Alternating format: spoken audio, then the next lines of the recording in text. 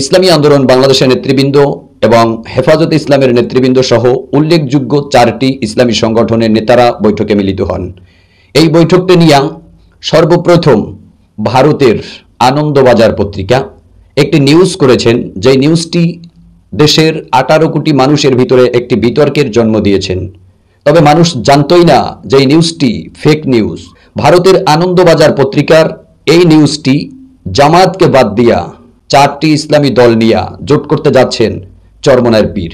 এই নিউজটি আনন্দবাজার পত্রিকা প্রথম করে দেশের মানুষের ভিতরে বিভাজন সৃষ্টি করার জন্য, এবং সেখান থেকে কপি করে বাংলাদেশের আরেকটি মিডিয়া উল্লেখযোগ্য সুপরিচিত RTV এবং আরও কয়েকটি চ্যানেল, আরও কয়েকটি মিডিয়া এই নিউজটিকে কপি করে বাংলাদেশে ব্যাপক আকারে প্রচার করে, যার তীব্র নিন্দা জানিয়ে ইসলামী আন্দোলন বাংলাদেশের যুগ্ম মহাসচিব মাওলানা গাজী আতাউর রহমান তিনি বলেছেন, এই নিউজটি, এই খবরটি সম্পূর্ণই ফেক। এমন কোনো আলোচনা, এমন কোনো বৈঠক ইসলামী আন্দোলন বাংলাদেশের আমির পীর সাহেব চরমনায়ের পক্ষ থেকে হয়নি। যেই বৈঠকটিকে জামাতকে বাদ দিয়া 4টি ইসলামী দল ঐক্যবদ্ধভাবে নির্বাচনে যাবে এমন কোনো আলোচনা হয়েছে, এমন কোনো বৈঠক বাংলাদেশে হয়নি। এটা সম্পূর্ণ ষড়যন্ত্রমূলক, যেটা প্রথম ষড়যন্ত্র হয়েছে ভারতের আনন্দবাজার পত্রিকা থেকে। তিনি বলেছেন, আগামী জাতীয় সংসদ নির্বাচনে ইসলামী ঘরানার সমস্ত ইসলামী দল নিয়ে ইসলাম দেশ মানবতার পক্ষে যারা কাজ করবে, এই যে কিছু দল আছে তাদেরকে সঙ্গে নিয়ে ঐক্যবদ্ধভাবে প্রতিটি আসনে একটি বাক্সই থাকবে। এ ব্যাপারে আমরা এখন পর্যন্ত একমত এবং অটল অনড় অবিচল ঐক্যবদ্ধ রয়েছি।